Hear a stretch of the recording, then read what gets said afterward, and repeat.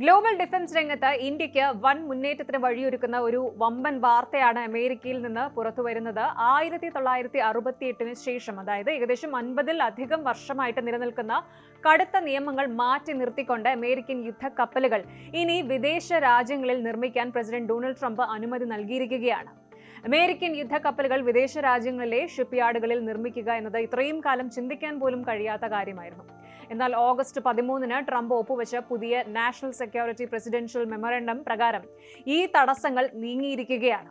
ഇത് ഇന്ത്യയിലെ Cochin shipyard, LNT Mazagon dock തുടങ്ങിയ വമ്പൻ കേന്ദ്രങ്ങൾക്ക് തുറന്നു നൽകുന്നത് കോടികളുടെ അവസരമാണ്. എന്താണ് ഈ മാറ്റത്തിന് പിന്നിലെ കാരണം? ഇന്ത്യക്ക് ഇതിന്റെ യഥാർത്ഥ നേട്ടം എന്തൊക്കെയാണ്? നമുക്ക് വിശദമായിട്ട് അറിയാം.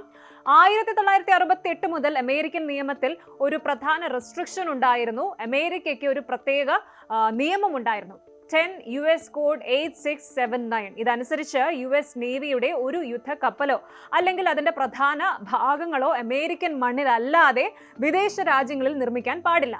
ഫോറിൻ കൺസ്ട്രക്ഷൻ അനുവദിക്കണമെങ്കിൽ നാഷണൽ സെക്യൂരിറ്റി ഗ്രൗണ്ട്സിൽ പ്രത്യേക പ്രസിഡൻഷ്യൽ വെയ്വർ വേണമായിരുന്നു. അതായത് ദേശീയ സുരക്ഷ മുന്നിൽ നിർത്തി പ്രസിഡന്റിന് മാത്രം ഈ നിയമത്തിൽ ഇളവ് നൽകാൻ അധികാരമുണ്ട്.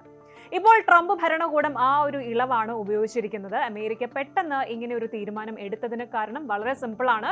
അമേരിക്കയുടെ ഷിപ്പ്യാർഡുകളിൽ ഇപ്പോൾ കടുത്ത തൊഴിൽ ക്ഷാമവും പ്രൊഡക്ഷൻ ഡിലേയും ഒക്കെ ഉണ്ട്. അതേസമയം ചൈന കപ്പലുകളുടെ നിർമ്മാണം വൻതോതിൽ ഉയർത്തുകയും ചെയ്യുന്നു. ഇതിനെ മറികടക്കാൻ ഫോറിൻ ഷിപ്പ്യാർഡുകളുടെ സഹായം ആവശ്യമാണ് എന്ന് US തിരിച്ചറിഞ്ഞു. പക്ഷേ ഇത് വെറുതെ വിദേശ രാജ്യങ്ങൾക്ക് ഓർഡർ കൊടുക്കുക എന്നത് മാത്രമല്ല. ഇതിനെ ഫിൻലൻഡ് മോഡൽ എന്നാണ് വിശേഷിപ്പിക്കുന്നത്. ഇതിന്റെ പ്രധാന നിബന്ധനകളൊന്ന് നോക്കാം. തിരഞ്ഞെടുക്കപ്പെട്ട ഫോറിൻ ഷിപ്പ്യാർഡിന് അവരുടെ രാജ്യത്ത് വെച്ച് 2 കപ്പലുകൾ വരെ നിർമ്മിക്കാം. 3ാമത്തെ കപ്പൽ മുതൽ നിർമ്മാണം US-ലേക്ക് മാറ്റണം. അതിനായിട്ട് ഈ വിദേശ കമ്പനി അമേരിക്കയിൽ പുതിയ ഷിപ്പ്യാർഡ് ഉണ്ടാക്കുകയോ അല്ലെങ്കിൽ അവിടെയുള്ള ഒരു കമ്പനിയുടെ ഭൂരിഭാഗം ഓഹരികൾ വാങ്ങുകയോ വേണം. പിന്നെ സാങ്കേതിക വിദ്യയുടെ കൈമാറ്റമാണ്. എന്ന് വെച്ചാൽ വിദേശ കമ്പനികൾ തങ്ങളുടെ ടെക്നോളജി അമേരിക്കയ്ക്ക് കൈമാറുകയും അമേരിക്കൻ തൊഴിലാളികൾക്ക് ട്രെയിനിങ് നൽകുകയും വേണം. അതായത് സാങ്കേതിക വിദ്യയും തങ്ങളുടെ നിർമ്മാണ ശേഷിയും വർദ്ധിപ്പിച്ച് US നേവിയെ വേഗത്തിൽ ശക്തിപ്പെടുത്താനാണ് ട്രംപിന്റെ പ്ലാൻ. ഇനി നമ്മുടെ പ്രധാന ചോദ്യത്തിലേക്ക് വരാം. ഇന്ത്യക്ക് ഇതിന്റെ പ്രയോജനം എങ്ങനെ ലഭിക്കുമെന്ന് നോക്കുമ്പോൾ, ഇതിനോടകം തന്നെ ഇന്ത്യയിലെ മുൻനിര ഷിപ്പ്യാർഡുകളായ Cochin shipyard limited, CSL, Mazagon dock ship builders, MDL, LNT എന്നിവ അമേരിക്കയുമായി master ship repair agreement MSRA ഒപ്പുവെച്ചിട്ടുണ്ട്. ഇൻഡോ പസഫിക് മേഖലയിലൂടെ കടന്നു പോകുന്ന അമേരിക്കൻ നേവിയുടെ നോൺ കോമ്പാക്ട്, അതായത് സഹായ കപ്പലുകൾ തകരാറിലായാൽ അത് റിപ്പയർ ചെയ്യുന്നത് ഇപ്പോൾ ഇന്ത്യയിലാണ്. ഇത്രയും കാലം നമ്മൾ റിപ്പയറിംഗ് വർക്ക്സ് മാത്രമാണ് ചെയ്തിരുന്നത്. എന്നാൽ പുതിയ ഓർഡർ വരുന്നതോടെ അമേരിക്കൻ സപ്പോർട്ട് ഷിപ്പുകൾ, ടാങ്കറുകൾ, ഫ്രിഗേറ്റുകൾ എന്നിവ നേരിട്ട് നിർമ്മിക്കാനുള്ള ടെൻഡറുകളിൽ ഇന്ത്യക്ക് പങ്കെടുക്കാം.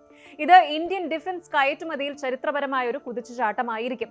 എന്നാൽ കാര്യങ്ങൾ കേൾക്കുന്നത്ര പറയുന്നത്ര ഈസി അല്ല.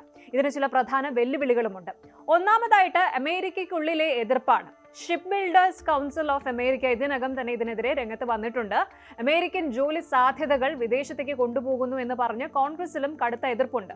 ഇനി രണ്ടാമത്തേത് കർശന നിബന്ധനകളുണ്ട്. അതായത് US-ൽ വലിയ തുക നിക്ഷേപിച്ച് ഷിപ്പ്യാർഡുകൾ തുറക്കുക എന്നത് ഇന്ത്യൻ കമ്പനികളെ സംബന്ധിച്ച് വൻ സാമ്പത്തിക ബാധ്യത വരുത്തുന്ന ഒരു കാര്യമാണ്.